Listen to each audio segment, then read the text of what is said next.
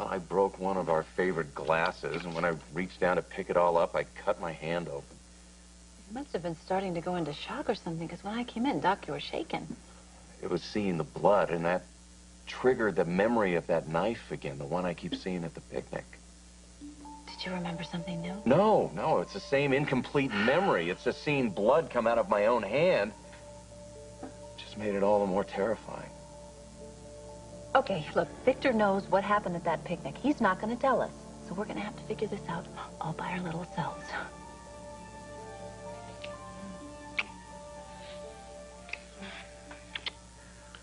I gotta go. I know. You're not making this easy. I know.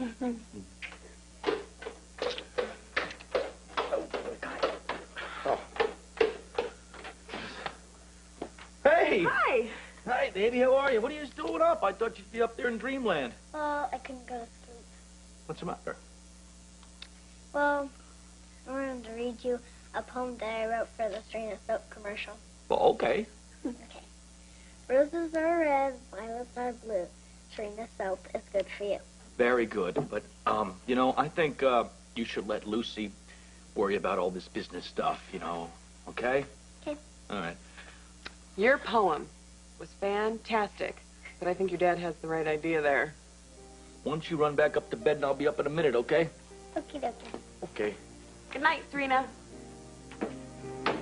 So I'll see you tomorrow morning at the hospital before the hearing, right? I will be there, and Devlin is going to get what's coming to him. You can take that to the bank, and you can take this to the bank.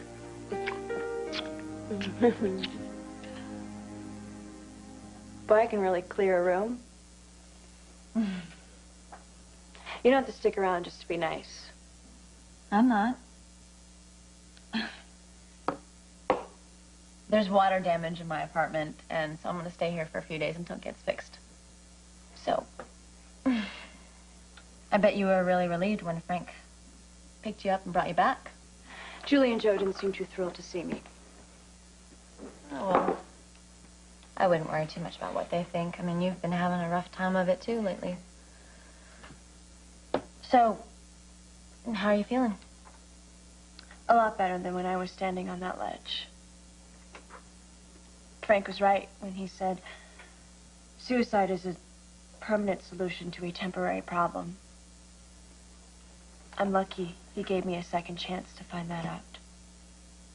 Well, your second chance nearly cost Frank his life. I'm not going to make any more trouble for him or for anybody else. Lark has learned her lesson. Well, that may be true, but you staying in my apartment again won't work. You can move your stuff into the room across the hall from Kara's. Thanks.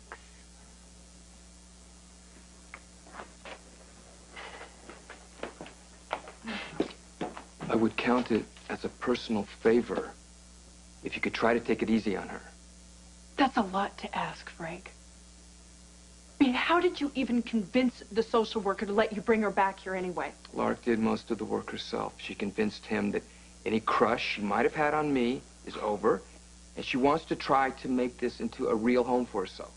Well, when and if I see a change in attitude from Lark, I'll believe her, but not before. You're not going to believe this. I was flipping through the pages of the new medical review. Read it and weep. What's wrong? Your father is an SOB. What'd he do now? He published an article describing his research in the regeneration of nerve tissue. First he steals our work, and then he publishes it as his own. That man is a thief and a liar. And he also cut a deal for funding with Lance Pharmaceutical. You mean Devlin's research is based on your work? Sure as hell is. No, thanks to this article, he has blown any chance we have of ever receiving credit.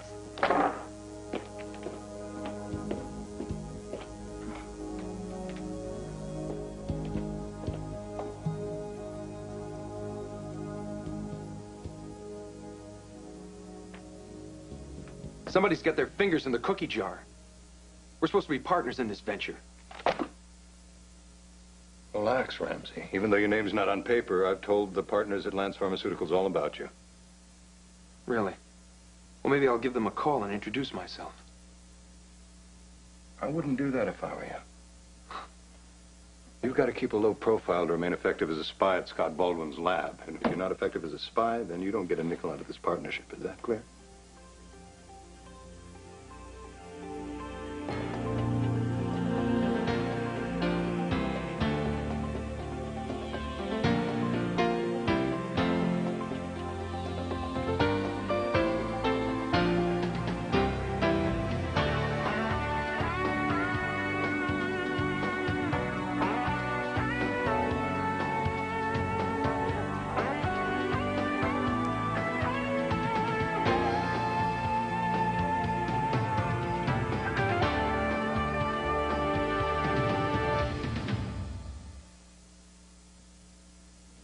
So Dr. Devlin never mentioned having a partner to you or anyone else at Lance Pharmaceuticals? No, that's okay. Thanks for your help.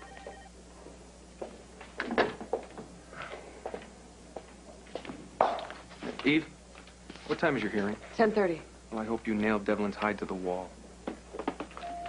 Look, we got about 20 minutes before your testimony, so let's go over a few things, all right? Okay, yeah. Hey, did you hear about that article that Devlin had published? Oh, he jumped the gun. His results cannot possibly be legit. Yeah, he's starting to self-destruct. Listen, enough about Devlin, okay? I have some news that might be construed as good.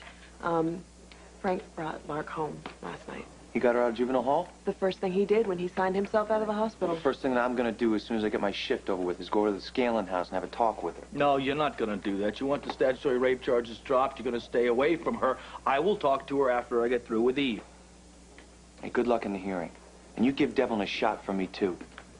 Yeah, same here. We want you back here working, not making rich lawyers richer. Hey, listen, Scott wants to see him crash and burn just as much as the rest of us. And he will. Well, listen, you better win this case, because if you don't, I'll be forced to take Devlin out with a sawed-off shotgun. Okay, now, let's go over the testimony. Okay. But first, I just have one little question. Yeah. Do you think that it would be okay if I jumped my attorney before my sexual harassment hearing? Where's the broom closet? Lark, this breakfast is great. Julie, try the French toast. No, thanks.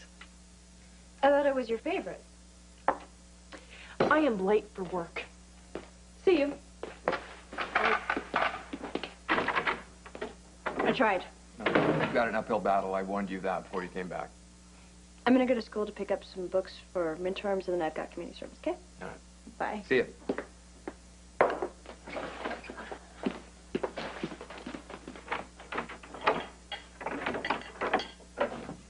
Well, what have we here?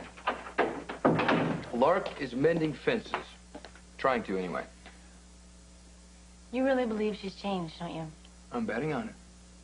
You didn't give up on old Fred there, did you? No, Fred the Wonder Ferret. Of course not. Hey, listen, he was getting really lonely at the lab, and I thought maybe I could just bring him here, you know, let him hang out for a while. Is that okay? Of course. We need all the icebreakers we can get around here. Joe told me that he was almost gone before you gave him the DL-56. He bounced back after only one injection. No wonder Devlin wanted credit for it. The man is only interested in making money. He's giving people false hope by publishing that article. It hasn't been tested long enough to prove it's safe. How do you know how much of the drug to inject? We're still experimenting, but we're finding that regular dosages are necessary to maintain a level of health. Well, that's not necessarily bad. Diabetics need insulin every day. Maybe people with nerve damage could do the same with your drug. Except that we don't know the long-term effects of the drug yet. You know, it might stop working altogether. It might have really bad side effects. No kidding. Well, don't give up hope. I won't. It's really nice of you to be interested in our work. I can't help but be interested, seeing how passionate you, all of you, are.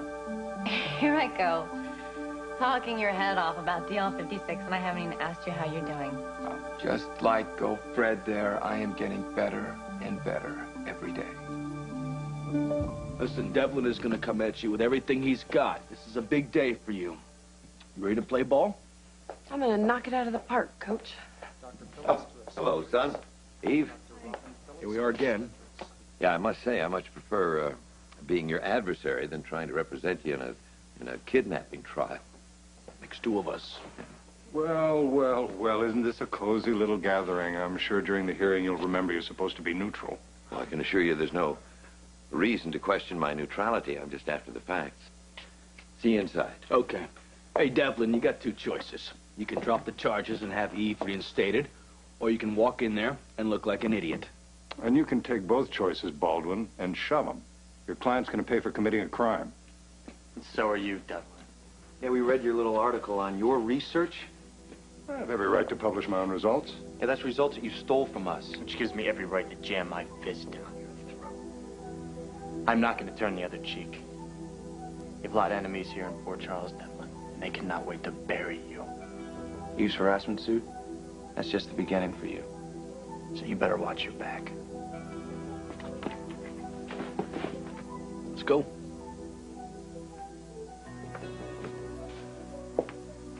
Now, this board expects everyone in this hospital to be treated fairly and to be free to do their job in a non-hostile environment. Dr. Devlin, you have been accused of sexually harassing a female member of the hospital staff. I'm being accused by a former intern who was dismissed from this institution for lack of ethics.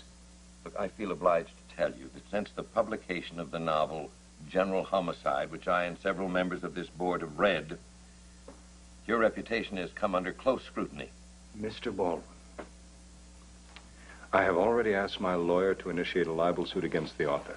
If you or anybody on this board dares to use any of this material, this trash against me in this hearing, you will be facing an individual lawsuit as well. Is that clear? I keep trying to remember any details about that picnic, but I keep coming up blank. That knife, on the other hand, is crystal clear. Okay, what do we know? Well, we know in your book, Dr. Melvin was murdered right after the picnic. I mean, that's a murder. But he was killed with a fountain pen, not a knife. Right. Would you get that? Yeah.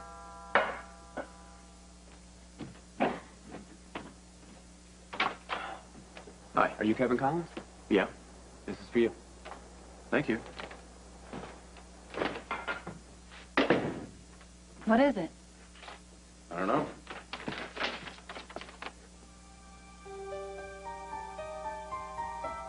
Bennett Devlin is suing me for defamation of character. What? For how much? $5 million.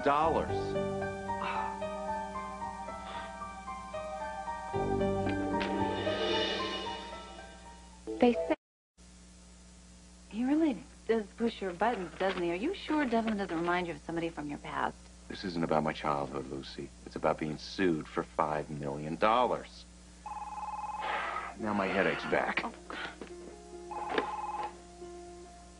Yes.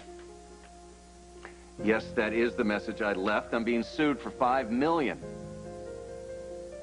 A lawsuit will boost book sales. You know, you may be a great publisher, but you are one sick individual.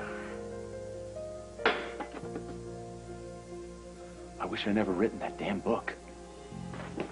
Did you pick up everything you need from school? More than I needed. What happened?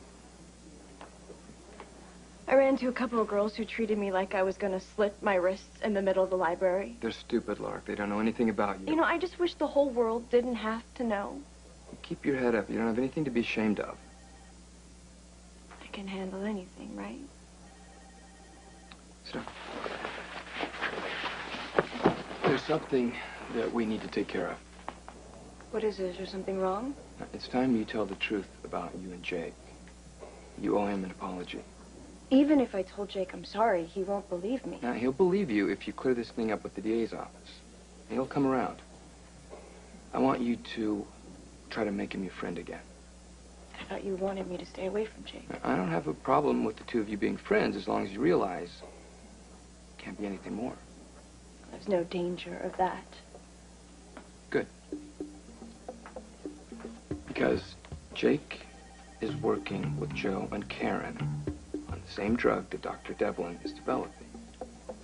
Now, I need you to get me all of the information you can about what they're doing.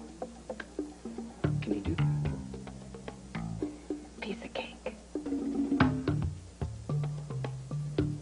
Dr. Devlin was one of my professors at the University of Minnesota. The affair started soon after we met. And I knew that he was married, but I was so flattered by the attention that he gave me that I didn't care.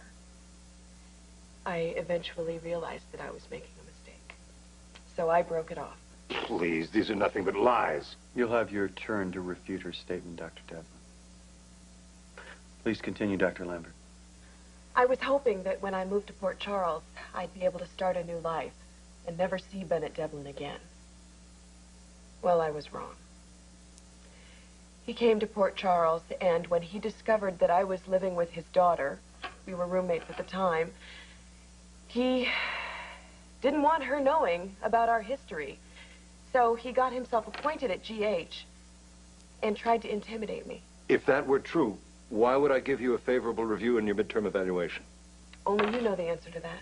I have never harassed you sexually or in any other way. I had a brief consensual affair, my first and last, I might add, that I broke off as soon as I realized how much it was hurting my wife. It's your claim that your involvement with Dr. Lambert was your only infidelity. Not a claim, Baldwin. It's a fact. Yeah, well, this is a letter written to Dr. Lambert by one of your former lovers. She's outside right now, and she would like to testify. This is a setup. May I bring in the witness? Please do.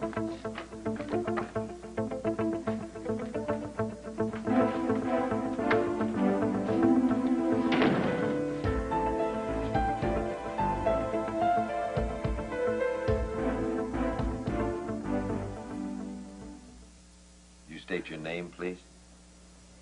Allison Schuyler. It says in your letter that you had an affair with Dr. Devlin. Is that true? Yes. I was very young, still a student, actually. I was seeing somebody else. But that didn't matter to Dr. Devlin. It should have mattered to me, but he was persistent. I gave in eventually. And then what happened? He destroyed my life. Dr. Smith, 5017. Dr. Don Smith, 5017. Hi, Jake. My lawyer advised me to stay away from you. I wanted you to know that I spoke to the DA and I told him the truth. He's dropping the statutory rape charge. Thank God. You know, I cannot wait for this entire mess to be cleared up. I don't blame you for being angry, but please believe that I never meant to hurt you. You know, things got out of control, and I'm really sorry, Jake. So am I. Let's just stay away from each other, okay? I hope that someday you can forgive me, and we could be friends. Dr. Mullen to orthopedics. Dr. See you around. Christopher Mullen to orthopedics. Dr. Curtis, 5517. Dr. Fritz Curtis, 5517. Dr. Devlin, I just spoke to one of your buddies over at Lance Pharmaceuticals. He said you never mentioned working with a partner. I told you not to interfere. Then I want a written guarantee protecting my interests. You just shut up, you do exactly as I say, or I guarantee you, you get no fame, no fortune, no Quartermain residency. Is that clear?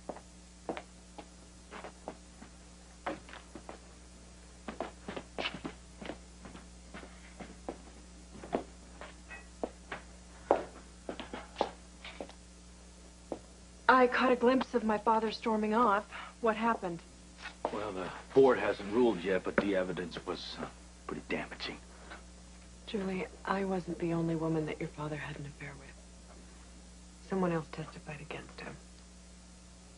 Who? That's Allison Schuyler. Yes. Oh, God. My father slept with Allison Schuyler. She was my brother's girlfriend.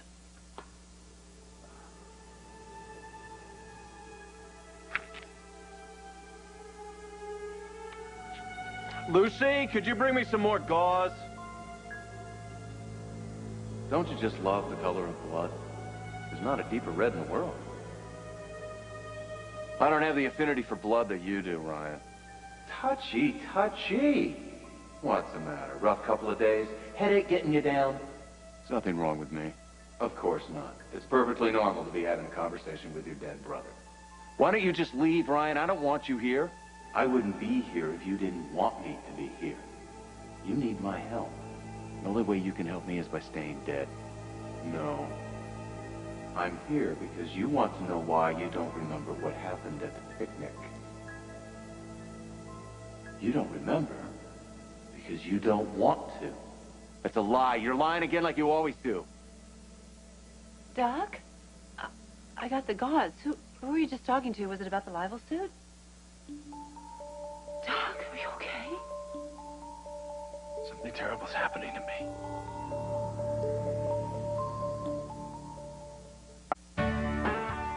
This is Charles Gibson. Tomorrow, acceptance or rejection, a survival guide for college-bound students and their parents. Plus, are hospitals releasing moms and their newborns too soon to be safe? What you should know tomorrow on Good Morning America.